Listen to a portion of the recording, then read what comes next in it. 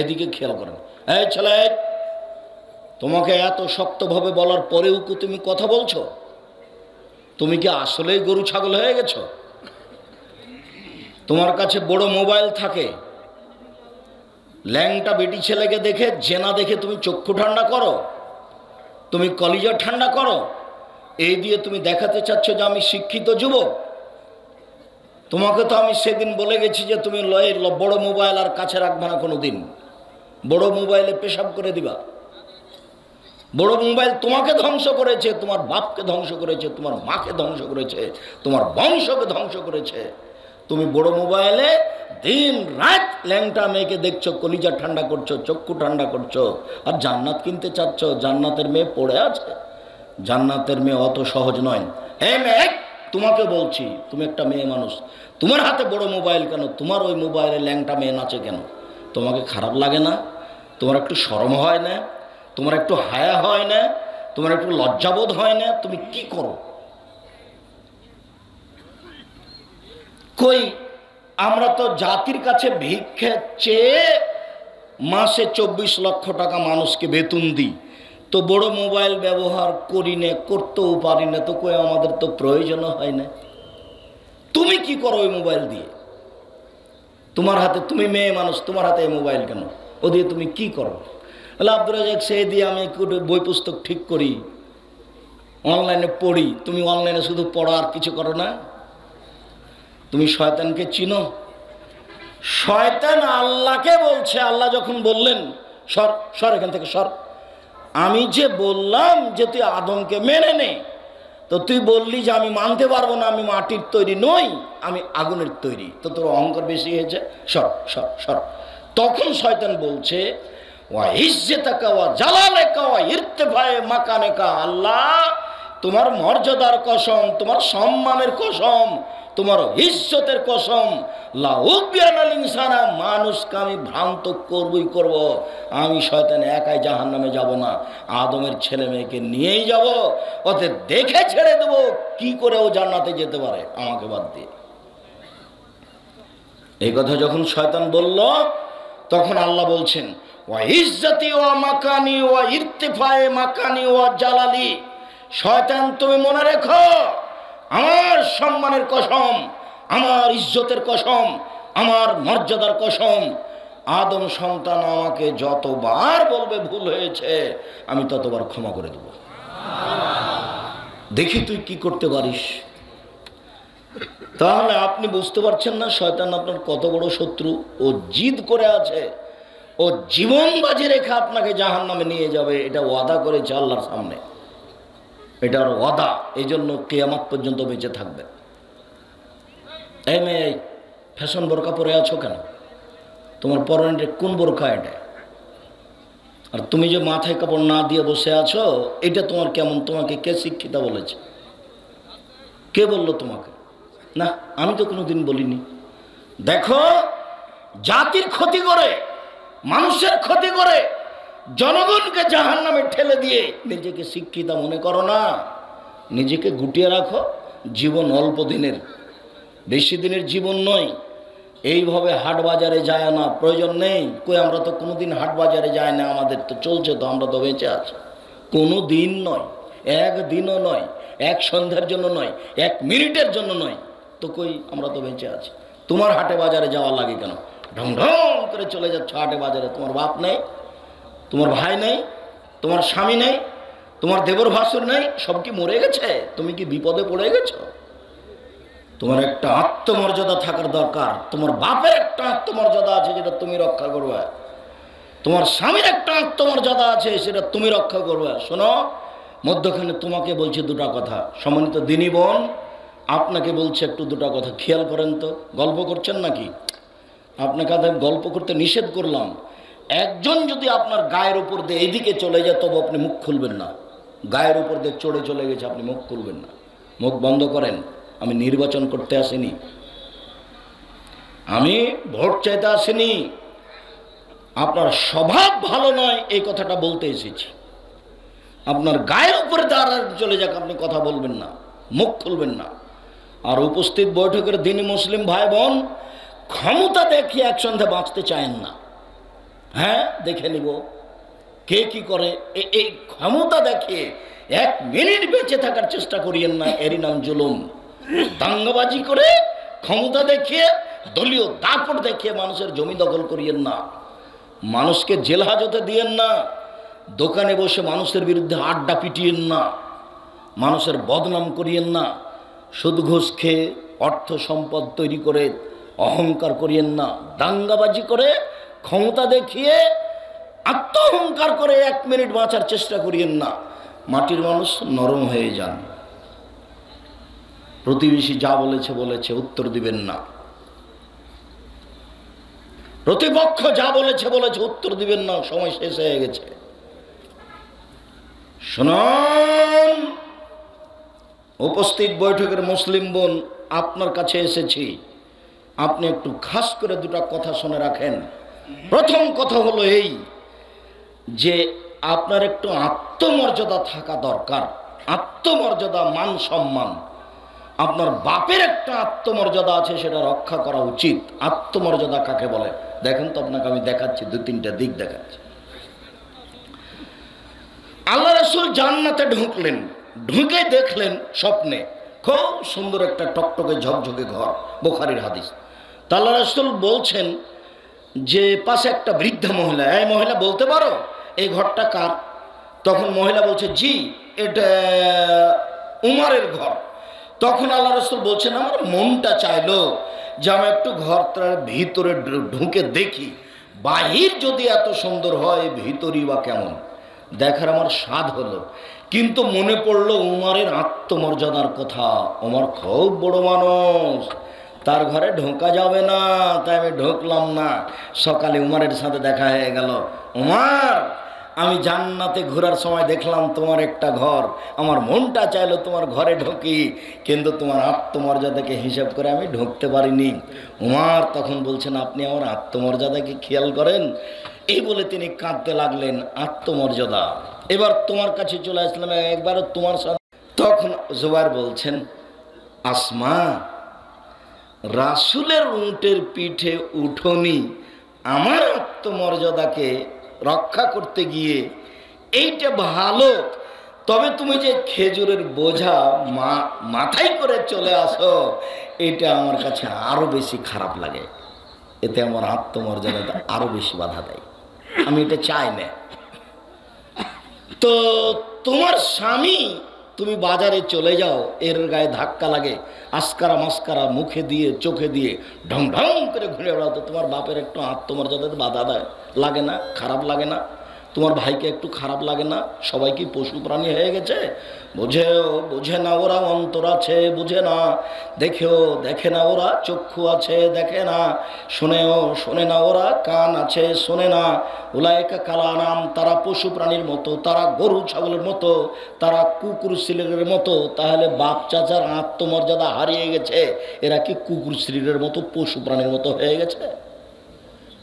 আমরা যদি শুনি যে বউ একদিন রাস্তায় যাচ্ছিল গাড়িতে, আর একজনের গায়ের সাথে লেগে গেছে, তাহলে তো ইন্নালিল্লাহ, অজ্ঞান হয়ে যাবে। আপনাকে একটু খারাপ লাগে না?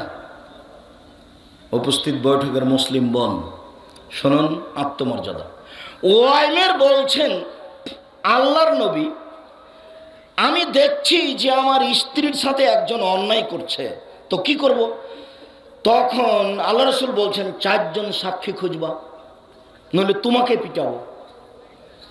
তখন আল্লাহ রাসূল, আমি আমার স্ত্রীর সাথে একজন অশ্লীল কাজ করছে আর আমি সাক্ষী খুঁজতে যাব? আমার মনে চাচ্ছে ওকে আমি তরবারি দিয়ে মেরে দেবো, ওকে তরবারি দিয়ে মেরে দেবো। তখন আল্লাহ রাসূল বলছেন, দেখছো উমাইরের আত্মমর্যাদা, তার একবারে আত্মমর্যাদাতে আঘাত লেগেছে, আমার স্ত্রী অশ্লীল কাজ করছে, সাক্ষী খুঁজতে যাব না, লোকটাকে আগে মেরে দেব। আরে শোনো, ওয়াইমের আত্মমর্যাদা যত, আমার আত্মমর্যাদা তার চেয়ে অনেক অনেক বেশি। আমার আত্মমর্যাদা যত, আল্লাহর আত্মমর্যাদা তার চেয়ে অনেক অনেক অনেক বেশি। যখন কোনো মানুষ অশ্লীল কাজ করে, তখন আল্লাহর আত্মমর্যাদাতে খুব আঘাত লাগে। ছি ছি ছি, আমি বললাম একজন বিবাহ করো, যদি না হয় তা আর একটা বিবাহ করো, যদি না হয় তা আর একটা করো, যদি না হয় তা আর একটা করো, চারটা বউ করো। আমি তো বললাম, তারপরে তুমি অশ্লীল কাজ করতে গেলে কেন? ও আদমের ছেলে মেয়ে, যখন তুমি অশ্লীল কাজ করতে যাও তখন আমার আত্মমর্যাদাতে আঘাত লাগে। এটা কে বলছেন? আল্লাহ।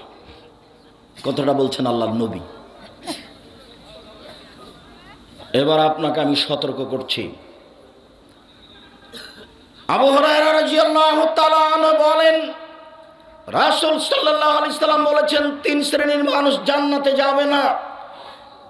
এক, মদবেনুল খামর, যারা নিয়মিত বিড়ি, তামাক, জর্দা, সিগারেট, গুল, নেশাদার দ্রব্য খায়, পান করে, তারা জান্নাতে যাবে না। আজ থেকে মাটিয়াটা এলাকায়, সারা গোদাগাড়ি, রাজশাহী, চাঁপাইনবাবগঞ্জ এলাকায় দোকান আর বিড়ি বিক্রি হবে না, সিগারেট বিক্রি হবে না। তুমি কেমন আত্মার বিরুদ্ধে চলতে পারো তা আজকে দেখা যাবে। তুমি যদি এখান থেকে বের হয়ে আবার সিগারেট ধরাও, তাহলে তুমি ধরে না আমি গরু ছাগলের মতো, আমি বুঝেও বুঝি না, আমি পশুর মতো, আমি বুঝেও বুঝি না, আমি আসলে মানুষ হয়ে কখন বাদ পড়ে গেছি, মানুষ থেকে আমি কখন বাদ পড়ে গেছি। এটা তো খারাপ। বিড়ি, তামাক, জর্দা, সিগারেট, গুল, নেশাদার দ্রব্য পান করে খায় যে, সে জান্নাতে যাবে না। দুই, আর রাজলাতু মিনান নিসায়ে, পুরুষের বেশধারী নারী, যারা পুরুষের জুতা স্যান্ডেল পরে, যারা পুরুষের শার্ট প্যান্ট পরে, যারা পুরুষের পোশাক পরে, তারা জান্নাতে যাবে না। তোমার গায়ে কি পুরুষের পোশাক আছে? তুমি সাবধান হও, তোমাকেই বলছি। তিন, অদাইস আল্লাযী ইকরু ফিল খাবাসা, ওই লোক জান্নাতে যাবে না যে দায়ুস। দায়ুসকে, যে তার বাড়িতে বেহায়াইয়ের সুযোগ দিয়েছে, যার বউ, যার মেয়ে নগ্ন পোশাকে চলে, স্কুল কলেজে যায়, ও হচ্ছে দায়ুস। যার স্ত্রী নগ্ন পোশাকে পলে, সে হচ্ছে চলে, সে হলো দায়ুস। এ জান্নাতে যাবে না। এই তিন শ্রেণীর মানুষ জান্নাতে যাবে না। সম্মানিত দিনী ভাই বোন, তাহাজ্জুদ পড়েন, নিজেকে রক্ষা করেন। উপস্থিত বৈঠকের দিনী মুসলিম বোন, আপনাকে আর একটা কথা বলে আমি বিষয়ে ফিরে যাই। এই ছেলে, অল্প সময় ধৈর্যের পরিচয় দিবেন। বাইরে একটু চা খেয়ে আসি, বাদাম খেয়ে আসি, এরকম করবেন না। একটু ধৈর্যের পরিচয় দিবেন। আমি কেসা কাহিনী বলতে আসিনি যে আপনি বাহির থেকে বাদাম কিনে নিয়ে আসবেন আর বাদাম খাবেন আর বসে থাকবেন।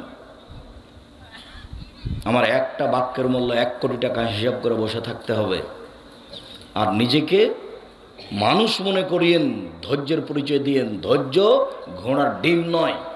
ধৈর্য শুধু মুখে বলি, তার অবস্থা কোনোদিন দেখলাম না। ধৈর্য কাকে বলে? বউ রান্না করেছে, তরকারিতে লবণ বেশি দিয়ে দিয়েছে, গালি দিয়ে দিলাম, এটাই কি ধৈর্য?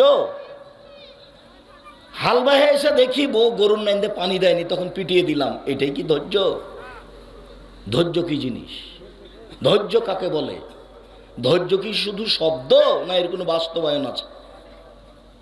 তো তুমি, আমি কথা বলছি, তুমি ওই বাইরে হেঁটে গিয়ে চা খেতে যাচ্ছ, এটা কোন ধৈর্য? এটা কোন ধৈর্য? ধৈর্যের পরিচয় দিতে হবে একটু, যে ধৈর্য একটা জিনিস যেটা মানুষ বাস্তবায়ন করতে পারে, পশু পারে না। আল্লাহ বলেননি মানুষকে গরু ছাগল, বলেছেন গরু ছাগলের মতো। তার মানে গরু ছাগল কখনোই ধৈর্য ধারণ করতে পারবে না। পারবে কে? মানুষই পারবে। তাই আল্লাহ বলছেন ও গরু ছাগলের মতো। মানুষ গরু ছাগল নয়, গরু ছাগলের মতো। যখনও ধৈর্য ধারণ করে না, তখনও গরু ছাগলের মতো। উপস্থিত বৈঠকের দিনী মুসলিম বোন, একটু শোনেন। রাসূল সাল্লাল্লাহু আলাইহি ওয়াসাল্লাম বলেন, সিলফান মিন আহলিন নার লাম আরাহুমা, 2 শ্রেণীর মানুষ আছে, ওরা জাহান্নামে যাবে, আমি তাদের দেখিনি। 2 শ্রেণীর মানুষ আছে, ওরা জাহান্নামে যাবে, আমি তাদের দেখিনি। 2 শ্রেণীর মানুষ আছে, ওরা জাহান্নামে যাবে, আমি তাদের দেখিনি। এক, কওমুন মাহুম সিয়াতুন, 1 শ্রেণীর মানুষ, তাদের হাতে থাকবে লাঠি। 1 শ্রেণীর মানুষ, তাদের হাতে থাকবে লাঠি, কাজনাবিল বাকারে, গাভীর লেজের মতো।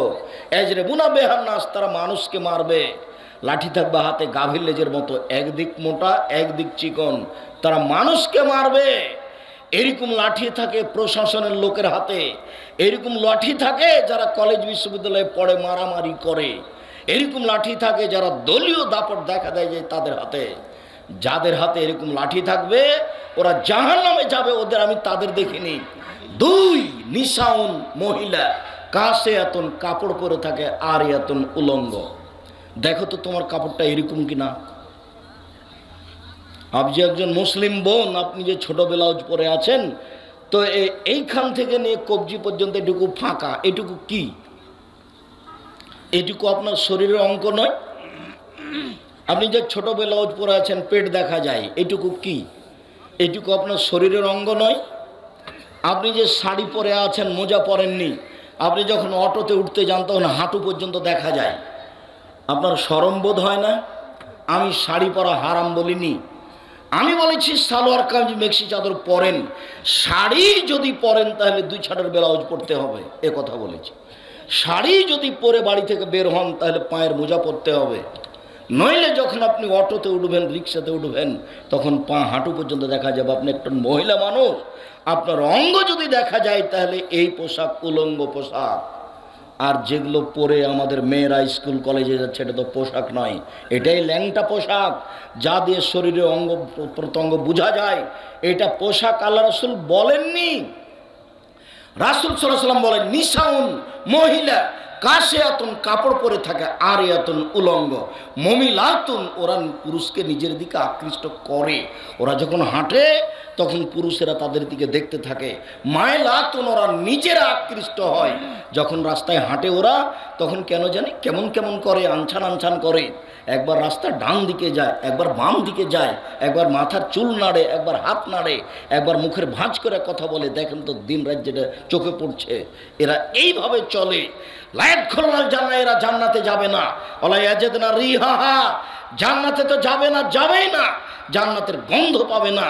ফাইনা রিহা লা তুজাদু মিন মাসিরাতে কাদা ওয়া কাদা, যে জান্নাতের গন্ধ পাওয়া যায় 1 বছরের দূরত্ব পথ থেকে। উপস্থিত বৈঠকের মুসলিম বোন, একটু লজ্জা করুন, আপনার জন্য জান্নাত সহজ। 4টা কাজ করলে জান্নাতের সব দরজাতে ঢুকতে পারবেন। শুনুন, আপনাকে বলছি, উপস্থিত বৈঠকের মুসলিম বোন এইদিকে শোনেন, আপনাকে বলছি, আপনি যদি 4টা কাজ করেন তাহলে জান্নাতে সহজেই চলে যাবেন। যদি আল্লাহ রাসূল যখন জাহান্নাম দেখলেন তখন বলছেন যে শুধু মহিলা আর মহিলা, জাহান্নাম মানে নারী, জাহান্নাম মানে নারী, শুধু নারী আর নারী।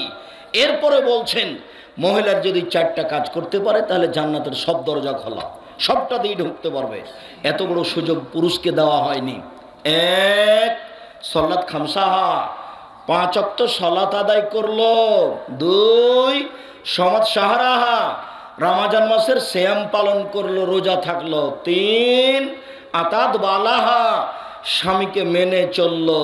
4 আহসানাত ফারজাহা, জেনায় লিপ্ত হলো না। এই 4টা কাজ করেনি, যে এই 4টা কাজের হেফাজত করেছে, যে তার জন্য জান্নাতের সব দরজা খোলা। 1 5 ওয়াক্ত সালাত, 2 রমজান মাসের রোজা, 3 স্বামীকে মেনে চলা। শুনুন, আপনার স্বামীর মুখ খারাপ, এ কথাই ঠিক। আপনার স্বামী আপনাকে গালি দেয়, এ কথাই ঠিক। আপনার স্বামী আপনাকে মারে, এ কথাই ঠিক। এরপরেও আমি আব্দুর রাজ্জাক বিন ইউসুফ আপনাকে আমি অনুরোধ করছি, এই স্বামীকে মেনে চলেন, ভালো হবে। এই স্বামীকে বাদ দিয়ে আপনি আরেকটা সংসার করবেন, সেটা ভালো হবে। এটা কি করে আপনি বুঝলেন? গালি দেখ, মুখটা বন্ধ রাখেন, আপনি মারুক, তবু আপনি ধৈর্য ধারণ করেন, আপনি এই সংসার ত্যাগ করিয়েন না। আর এই যে মাস মাস সপ্তাহ সপ্তাহ কথা বলেন না, 1 গ্লাস পানি চাইলে পানি নিয়ে এসে ঠেকস করে সামনে রেখে চলে যান। এইভাবে তো আপনার ইবাদত কবুল হবে না। তিতা লাগুক মিঠা লাগুক, তাকে মেনেই চলতে হবে, জান্নাত সহজ। আমি বলিনি এই কথা, মুহাম্মদ সাল্লাল্লাহু আলাইহি ওয়াসাল্লাম বলেছেন। আমার এটা ব্যক্তিগত কথা না। আমি আর কোনোদিন অশ্লীল কাজ করব না, আমি আল্লাহ তাকে জান্নাতুল মাওয়া দিয়ে দিলাম, এই কথা আল্লাহ বলেন। আপনি আজ থেকে অশ্লীল কাজ বন্ধ করেন, জান্নাতের সব দরজা খোলা, আপনি চিন্তা করবেন না। আপনি একটু আল্লাহকে বলেন, আল্লাহ তাআলা বলছেন, ইবনা আদম মা দাওতানি ওয়া রাজাওতানি গাফারতু লাকা আলা মা কানা ফিকা ওয়ালা উবালি। এ আদম ছেলে মেয়ে শোনো, আদমের ছেলে মেয়ে শোনো, তুমি যেভাবে ডাকো আমি সেভাবে থাকি, তুমি যেভাবে আশা পোষণ করো সেভাবে আমি পূর্ণ করে থাকি। আদমের ছেলে মেয়ে শোনো, তুমি যেভাবে ডাকো আমি সেভাবে থাকি, তুমি যেভাবে আশা পোষণ করো সেভাবে আমি পূর্ণ করে থাকি। তুমি ক্ষমা চাইলে আমি তোমাকে ক্ষমা করে দেব, আমি পরোয়া করি না তুমি কত বড় পাপী, আমি পরোয়া করি না তুমি কত বড় পাপী, আমি পরোয়া করি না তুমি কত বড় পাপী।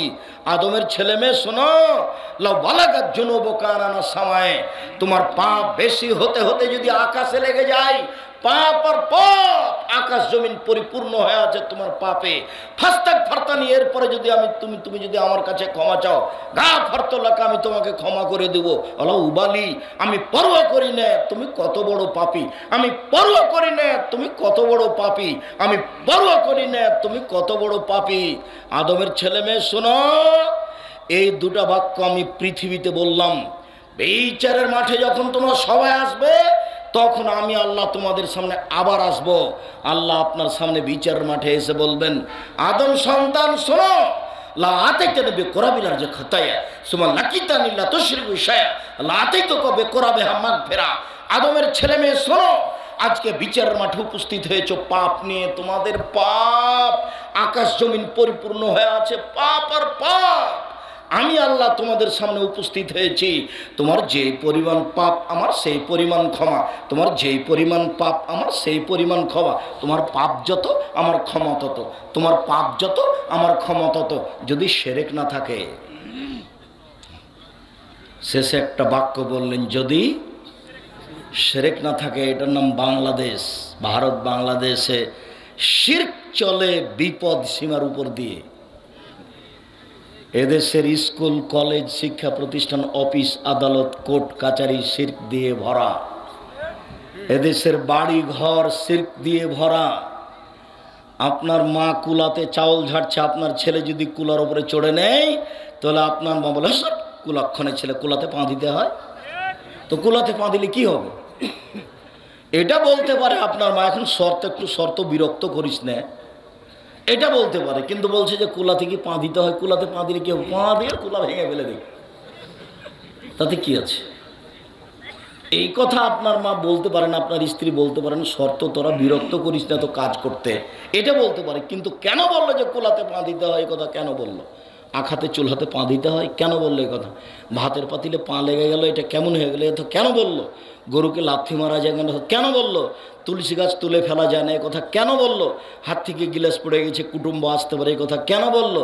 ঘরের উপরে কাক কাক ডাকছে, কি জানি হতে পারে, বিপদ হতে পারে, আর আত্মীয় স্বজন আসতে পারে, এই কথা কেন বললো? ছেলের মেয়ের বাচ্চা হয়েছে, রাতে বের হবে এই বাচ্চার মা, তাই লোহা হাতে করে বের হতে হবে, দালি খুরপি কিছু বের হতে হবে হাতে করে, নইলে বাচ্চাকে চোরাচুরনি পাখিতে ধরবে, এটা কেন বললো? কত শিরক আছে, তার কোনো হিসাব না। অপবিত্র অবস্থায় বেগুনের গাছ থেকে বেগুন তুলে আনা যায় না, সিমের গাছ থেকে সিম ছিঁড়ে আনা যায় না। ফরজ গোসল করেনি, সেজন্য কিছু করতে পারে না। সব কিছু করতে পারে, ফরজ গোসল না করে পারে না নামাজ পড়তে, পারে না কোরআন তেলাওয়াত করতে, গোসল করতে না পারলে তায়াম্মুম করে করবে, কিন্তু করা যাবে না। এই কথা বললো কেন? আরও তো আছে শিরকের কোনো শেষ নাই। এদেশের মাটিতে শিক্ষা প্রতিষ্ঠান অফিস আদালত শিরক দিয়ে ডুবে আছে। আদম সন্তান শুনে রেখো, আজ বিচারের মাঠে যদি তোমাদের পাপ থাকে, আকাশ জমিন পরিমাণ পাপ, আমি আল্লাহ ওই পরিমাণ ক্ষমা নিয়ে এসেছি। তোমার পাপ যত আমার ক্ষমা তত, তোমার পাপ যত আমার ক্ষমা তত, তোমার পাপ যত আমার ক্ষমা তত, যদি শিরক না থাকে। শিরক খুব বিপজ্জনক বস্তু, খুব বিপজ্জনক জিনিস হলো শিরক। আল্লাহর সাথে শিরক করলে আল্লাহর মানের হানি হয়। সম্মানিত দিনী ভাই বোন, বলছিলাম উপস্থিত দিনী বৈঠকের মুসলিম বোন, আপনার কাছ থেকে চলে আসলাম, আর আপনাকে একটু বলছি, একটু স্বভাবটা পরিবর্তন করেন। শান্তি তৃপ্তি স্ত্রীর কাছে আছে। স্বর্ণ দিয়ে যদি ঘর বানান, মখমল চাদর যদি বিছানা সাজান, এরপরে যদি স্ত্রী না থাকে তাহলে শান্তি তৃপ্তি নেই। ভাত খেলে শান্তি তৃপ্তি নেই, শান্তি তৃপ্তি আছে স্ত্রীর বউয়ের কাছে। শুনুন, মিষ্টি খেলেও শান্তি তৃপ্তি হবে না, শান্তি তৃপ্তি আছে স্ত্রীর কাছে। সব শান্তি তৃপ্তি আল্লাহ স্ত্রীর কাছে রেখে দিয়েছেন, তো তাকে মারেন কি করে? তাকে গালি দেন কি করে? মুখ খারাপ করেন কি করে? কেন বললেন যে তোর বাপের বাড়ি যাব না? কালকেই তুমি তোমার শ্বশুর বাড়ি যাবা, আর 12.5 কেজি চাউল কাফারা দিয়ে দেবা। তুমি যে বলেছ আর যাব না, এটার নাম হলো কসম। তোর বাপের বাড়ি আর যাব না, এটার নাম কি? কসম। এখন কি করতে হবে? আজকে যেতে হবে। তো গিয়ে কিভাবে যাব? 1.25 কেজি করে চাউল দিবা 10 জন ফকিরকে। তাহলে কতখানি হলো? 12.5 কেজি হলো না? 10 জন ফকিরকে কত করে দিতে হবে? 1.25 কেজি করে চাউল। তাহলে কতটি হলো? 12.5 কেজি চাউল ফকিরকে দিয়ে আজকে শ্বশুর বাড়ি যেতে হবে। আর শ্বশুর বাড়ির যাব না এরকম রাগ করবেন না। জামাইরা রাগ করে বিবাহের সময়, বলে এইটা হবে না, এইটা হবে না, ঠ্যাং উল্টে দিয়েছে বেকু। আজকে তোমার শ্বশুর বিপদে পড়েছে, আজকে তুমি সহযোগিতা করো। এত ঢং কেন? এরকম স্বভাব কেন? এসব স্বভাব আমাকে খুব ঘৃণা লাগে, খারাপ লাগে। এটা আপনি কেন করবেন? একটু ভালো হয়ে যান, 5 ওয়াক্ত সালাত আদায় করেন, একটু ভালো হয়ে যান, ভালো হবে। অল্প জীবন, মানুষকে কষ্ট দেওয়ার চেষ্টা করিয়েন না। কাউকে ধমকায় কথা বলবেন না, কাউকে গালি দিয়েন না, কাউকে মারতে যায়েন না, কাউরে একেবারে খেপে জমি জায়গা দখল করতে যায়েন না, মামলা দিতে যায়েন না। মামলা দিবেনই না মানুষের বিরুদ্ধে, যা হচ্ছে হোক। যখন সিলেট কোর্টে মামলা হলো আমার নামে 5,000 কোটি টাকার মামলা। কত টাকার? 5,000 কোটি টাকার মামলা। কেন? আমি নজরুল ইসলামের মানের হানি করেছি। কিভাবে? নজরুল ইসলাম বলেছে, মসজিদের পাশে কবর দিও ভাই, এই গুনাহগার কবর আজাব হতে পাইবে রেহাই। তখন আমি বলেছি, ভুল হিসাব, মসজিদের পাশে কেন? কারো বাপের কবর যদি কাবা ঘরের নিচে হয় তবু রক্ষা হবে না। বেচার বিচারি। তা আমি এই কথা বলে নাকি তার মানের হানি করেছি। তাই যতবার ঠাকুর বলছে, ওমা তোমার আকাশ তোমার বাতাস, তুমি কি জানো ঠাকুর বলছে, ও কালিমা তোমার আকাশ তোমার বাতাস, কালিমার বাপের আকাশ। তো ঠাকুর তো বলছে ও কালিমা তোমার আকাশ তোমার বাতাস। তো আমি বললাম যে তো কালিমার আকাশ নয়, কালিমার বাতাস নয়, ঠাকুর বলেছে, ঠাকুরের বলা ঠিক হয়নি।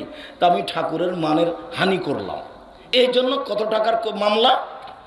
5,000 কোটি টাকার। তো এবার আমি কাঠগড়ায় দাঁড়ালাম। তখন আমাকে জজ বলছে, আপনি কি আব্দুর রাজ্জাক বিন ইউসুফ, পিস টিভির আলোচক? জি। আমাকে বলছে, আপনার মামলা খারিজ করে দিলাম। এটা সিলেট কোর্টের অবস্থা। আর যখন সুনামগঞ্জ কোর্টে দাঁড়ালাম, তখন আমাকে বলছে, আব্দুর রাজ্জাক সাহেব, মামলা সম্পর্কে আপনার সাথে কোনো কথা নেই, আপনার মামলার নথিপত্র রাখলাম, আপনার সাথে আমার কিছু কথা। 15 মিনিট একটানা আমার সাথে কথা বললো। আমাকে উকিল বলে দিয়েছে, যাই বলুক আপনি মুখ খুলবেন না, খালি শুনবেন। আপনার কথা চিরদিনই শুনি, আজকে শুধু আমার কথাটা শুনবেন। ওরা জজ, ওদের ক্ষমতা অনেক বেশি, যেটা বলবে সেটাই। অতএব আপনি মুখ খুলবেন না, আজকে খালি আমার একটা কথা শোনেন, মুখ খুলবেন না। তো 15 মিনিট যা বললো আমি শুধু তাই শুনতে থাকলাম। তারপরে বললেন যে আপনার আমি কি এটাকে বলে জামিন মঞ্জুর করলাম। ও একথা বললো না যে মামলা খারিজ করলাম, একথা বললো না, জামিন মঞ্জুর করলাম। তারপরে যে কি হয়েছে আর যাওয়া লাগে না।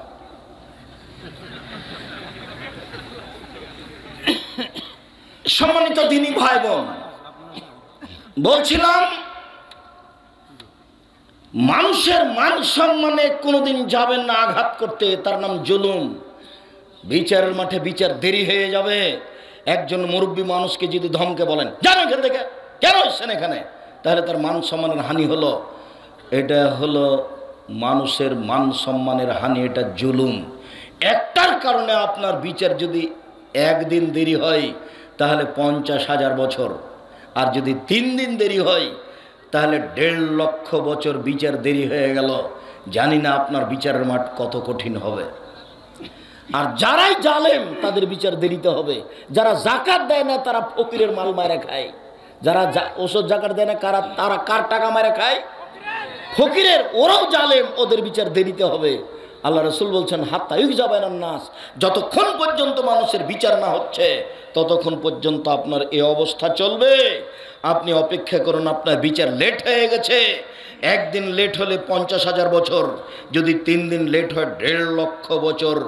আর ভালো মানুষের বিচারের সময়সীমা কতটুকু? আহারে, ভালো মানুষের বিচারের সময় কতটুকু?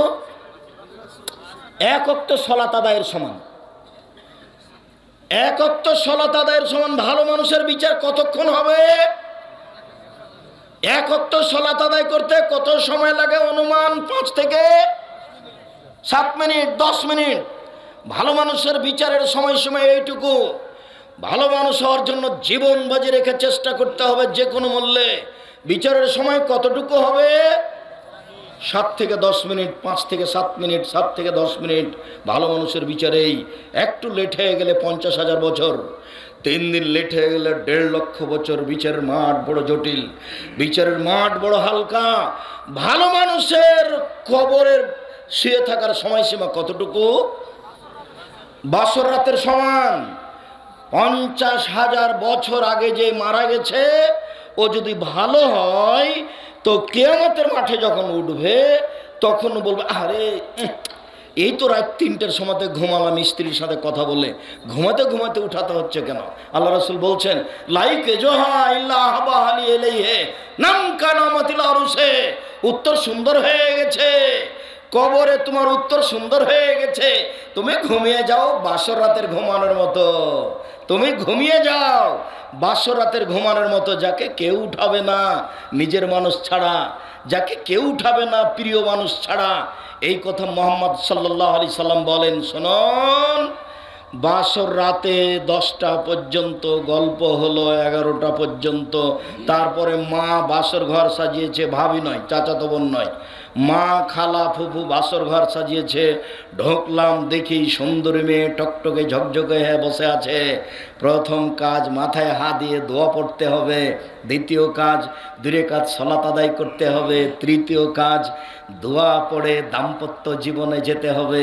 স্ত্রী আপনার, এ কথা ঠিক, তবে আপনার অধিকার নাই অধিকার মুহাম্মদ সাল্লাল্লাহু আলাইহি সাল্লামের। দোয়া পড়তে হবে, বিসমিল্লাহ আল্লাহুম্মা জান্নিবনা শায়তান ওয়া জান্নিবি শায়তান মা রাযাকতানা। এরপরে মিলন, এরপরে কিছুক্ষণ কথা বলতে বলতে রাত 3টা বেজে গেল। ঘুমিয়ে গেলাম, 5টায় আজান হয়ে গেল। তাহলে 5টার সময়তে স্ত্রী বলছে, চলো ঘুম থেকে উঠো, সালাত আদায় করতে হবে। তাহলে বাসর রাতে মোটামুটি কতটুকু ঘুমালো? 3টায় ঘুমিয়েছে, 5টায় আজান, তাহলে 2 ঘন্টা। আবার আপনারা বলিয়েন না যে বাসর রাতের সময়সীমা 2 ঘন্টা, নাহলে এটা আবার বিপদ হয়ে যাবে। তার মানে একটা মোটামুটি সময়সীমা 1.5-2 ঘন্টা। তাহলে একটা ভালো মানুষের কবরের সময়সীমা কতটুকু? 1.5-2 ঘন্টায় কথা মুহাম্মদ সাল্লাল্লাহু আলাইহি সাল্লাম বলেছেন। অথচ লোকটা কবরে কতদিন থেকে আছে? 5,000 বছর থেকে। কতদিন থেকে আছে? 5,000 বছর থেকে। একটু ভালো মানুষ হওয়ার চেষ্টা করতে হবে, রাতে কান্নাকাটি করতে হবে, একেবারে কান্নায় ডুটে পড়তে হবে। আল্লাহ তাআলা বলছেন, পৃথিবীতে হাজারো মানুষ কান্নায় একবারে ভেঙে লুটিয়ে মাটিতে পড়ে, তাদের কান্নার শব্দ তাদের ভীতিকে আরো বেশি করে দেয়। কান্নাকাটি করতে শিখতে হবে। রাসূল সাল্লাল্লাহু আলাইহি সাল্লাম বলছেন, লা ইয়ালিজার রাজুলুন নারা বাকা মিন খাশিয়াতিল্লাহ হাত্তা ইয়ালিজাল লাবানু ফি দারে। আল্লাহর ভয়ে কাঁদে যে তার জাহান্নামে যাওয়া ওইরকমই অসম্ভব।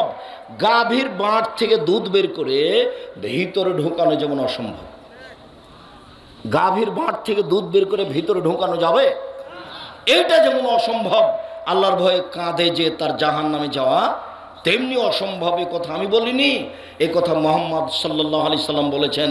সম্মানিত দিনী ভাই বোন, যতই দামি ইবাদত সালাত হোক না কেন, এর নেকি আল্লাহ নিজে হাতে দিবেন না। কিসের নেকি আল্লাহ নিজে হাতে দিবেন? সেম। যতই দামি ইবাদত হোক না কেন হজ, তার নেকি আল্লাহ নিজে হাতে দিবেন না। রাসূল সাল্লাল্লাহু আলাইহি সাল্লাম বলেন, কুল্লু আমাল ইবনে আদম ইজাফুল হাসানাতু বিআশরি আমসালিহা। আদম সন্তানের সব নেকি 1 থেকে 10, 10 থেকে 700, আরো আরো আরো। এই ফেরেশতা সুবহানাল্লাহ বলেছে, নেকি লিখে দাও। এই ফেরেশতা আলহামদুলিল্লাহ বলেছেন, নেকি লিখে দাও। এই ফেরেশতা সালাত আদায় করেছেন, নেকি লিখে দাও। হজ করেছেন, নেকি লিখে দাও। তবে সেম ফাইন্নাহু লি, সেম আমার ব্যাপার, প্রতিদান আমি দিব। আল্লাহ বলছেন সেম আমার ব্যাপার, প্রতিদান আমি দিব। আল্লাহ প্রতিদান নিজে হাতে দিবেন। কি দিবেন? জান্নাত। একটা কথা মনে রাখেন, সেম থাকলে, রোজা থাকলে কিন্তু 5-10 নেকি পাওয়া যায় না, 20-500 নেকি পাওয়া যায় না। সেমের কিন্তু এরকম নেকি নাই। সেমের বিনিময়টা কি? জান্নাত। যাও, জান্নাতে চলে যাও। এই ছেলে, একটু ধৈর্যের পরিচয় দিবে। থামো, আমি খুব ক্লান্ত মানুষ, তারপরেও তোমার সামনে কথা বলছি। সম্মানিত দিনী ভাই বোন, সেম একটা ভিন্ন ধরনের ইবাদত। সাহল ইবনে সাদ রাদিয়াল্লাহু তাআলা আনহু বলেন, রাসূল সাল্লাল্লাহু আলাইহি সাল্লাম বলেছেন, পৃথিবীর মানুষ মনে রেখো, জান্নাত একটি, দরজা 8টি। জান্নাত একটি, দরজা 8টি।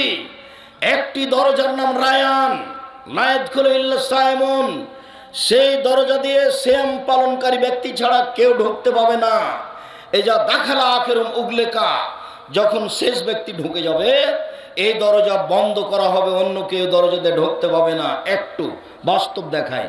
এই ছেলে, ঘুমাচ্ছ নাকি? কারো গায়ে হাত দিয়ে বসে আছো? এদিকে লক্ষ্য করো। যখন জান্নাতে ঢুকবে তখন সব দরজা থেকে ফেরেশতারা বলবেন, হজ পালনের জন্য একটা দরজা আছে। তো ফেরেশতারা বলবেন, আসেন আসেন, যারা হজ করেছেন এই দরজা দিয়ে আসেন। যারা দানকারী ওদের জন্য একটা দরজা আছে, আসেন আসেন, যারা দান করেছেন এই দরজা দিয়ে আসেন। আসেন যারা সালাত আদায় করেছেন এই দরজা দিয়ে আসেন। আসেন যারা সিয়াম পালন করেছেন এই দরজা দিয়ে আসেন। তখন সাহাবী বলছেন, আল্লাহর নবী, সব দরজা থেকেই ডাকবে এমন কি কেউ আছে? আবু বকর সিদ্দিক রাদিয়াল্লাহু আনহু বলছেন, আল্লাহর নবী, সব দরজা থেকে কাউকে ডাকা হবে এমন কি কেউ আছে? তখন আল্লাহ রাসূল বলছেন, হ্যাঁ, তুমি তার মধ্যে। আবু বকর সিদ্দিক, তোমাকে সব দরজা থেকেই ডাকা হবে। এখন আমি বলছি যে সিয়াম পালনকারীর শেষ ব্যক্তি ঢুকে গেলে এই দরজাটা বন্ধ করা হবে, তখন সব খোলা আছে। তাহলে হজ করেছে যারা, তারা দানের দরজাতে ঢুকতে পারবে। দান করে যারা, তারাও হজের দরজাতে ঢুকতে পারবে। কিন্তু যদি রোজা না থাকে তাহলে এই দরজাতে ঢুকতে পাবে না। সে যত বড় ইবাদতকারী ব্যক্তি হোক না কেন, এই দরজাতে ঢোকার জন্য শুধু কি করা লাগবে? সিয়াম, রোজা থাকা লাগবে। রোজা ভিন্ন জিনিস। উমামা বাহিলি রাদিয়াল্লাহু তাআলা আনহু বলেন, আমি একদা আল্লাহ রাসূলকে বললাম, মরনি বিআমালিন, আল্লাহ রাসূল একটা আমলের কথা বলেন তো আল্লাহ রাসূল, যাতে আমি জান্নাতে চলে যাব। তখন আল্লাহ রাসূল বলছেন, আলাইকা বিসসাম, তুমি সিয়াম থাকো, ফাইন্নাহু লা ইদরা লাহু। উমামা শুনে রাখো, সিয়ামের সমপর্যায়ের কোনো ইবাদত পৃথিবীতে নেই। অফি রিওয়ায়াতিন লা মিসলা লাহু, সিয়ামের সাদৃশ্য কোনো ইবাদত নেই। হজ ইবাদতটি সিয়ামের সমান এমন বলা যাবে না। সালাত ইবাদতটি সিয়ামের মতো এমন বলা যাবে না। কেন? পৃথিবীতে এমন কোনো ইবাদত নেই যেটা সিয়ামের মতো হতে পারে, যেটা সিয়ামের সমপর্যায়ের হতে পারে। এটা একটা ভিন্ন ধরনের ইবাদত। সম্মানিত দিনী ভাই বোন, আবু সাঈদ খুদরি রাদিয়াল্লাহু তাআলা আনহু বলেন, রাসূল সাল্লাল্লাহু আলাইহি সাল্লাম বলেছেন, মান সামা ইয়াওমান ফি সাবিলিল্লাহ বাদাল্লাহু ওয়াজহুন নার সাবিনা খারিফা। কেউ যদি আল্লাহকে সন্তুষ্ট করার জন্য একদিন সিয়াম থাকে, তাহলে তাকে 70 বছরের পথ জাহান্নাম থেকে দূরে সরিয়ে দেওয়া হবে। রাসূল সাল্লাল্লাহু আলাইহি সাল্লাম বলেন, কেউ যদি আল্লাহকে সন্তুষ্ট করার জন্য একদিন সিয়াম থাকে, তাহলে তাকে 100 বছরের পথ জাহান্নামকে তার থেকে দূরে সরিয়ে দেওয়া হবে। রাসূল সাল্লাল্লাহু আলাইহি সাল্লাম বলেন, কেউ যদি আল্লাহকে সন্তুষ্ট করার জন্য একদিন সিয়াম থাকে, জালা বাইন হবে নানার খান্দাক কামা বাইনা সামাই ওয়াল আরজ, তাহলে তার মাঝে আর জাহান্নামের মাঝে 500 বছরের পথ ব্যবধান করা হবে। এই ছেলে, শোনো, কয়েকটা গুরুত্বপূর্ণ নফল সিয়াম আছে, কাছাকাছি আসছি, একটু ধৈর্যের পরিচয় দিবা। একদিন সিয়াম থাকলে 70 বছরের পর দূরে চলে যাবে জাহান্নাম। 1, 2, একদিন সিয়াম থাকলে 100 বছরের পর দূরে সরে যাবে জাহান্নাম। 3, একদিন সিয়াম থাকলে 500 বছরের পর দূরে সরে যাবে জাহান্নাম। ফলাফল, একদিন সিয়াম থাকলে মানুষ জান্নাত পাবে। ফলাফল, একদিন মানুষ সিয়াম থাকলে জান্নাত পাবে। এইবার আবু হুরায়রা রাদিয়াল্লাহু তাআলা আনহু বলেন, রাসূল সাল্লাল্লাহু আলাইহি সাল্লাম বলেছেন, আফজালুস সিয়ামে বাদা রমাদান শাহরুল্লাহিল মুহররম। রমজানের পরে সবচেয়ে দামি সিয়াম হলো মুহররমের সিয়াম, নফল সিয়াম। রমজানের পরে সবচেয়ে দামি ভালো সিয়াম হলো মুহররমের সিয়াম। লাম্মা কাদামান নবী সাল্লাল্লাহু আলাইহি ওয়াসাল্লাম আল মদিনা, যখন আল্লাহ রাসূল মদিনায় আসলেন, দেখলেন তারা মুহররমের 10 তারিখে সিয়াম থাকে। তখন আল্লাহ রাসূল বলেন, মা হাযাল ইয়াউম আল্লাযী তাসুমুনাহু, এই দিনটা কি গো, তোমরা মুহররমের 10 তারিখে সিয়াম থাকো কেন থাকো? তখন লোকেরা বলছে, হাযা ইয়াউমুন আযীম, আপনি জানেন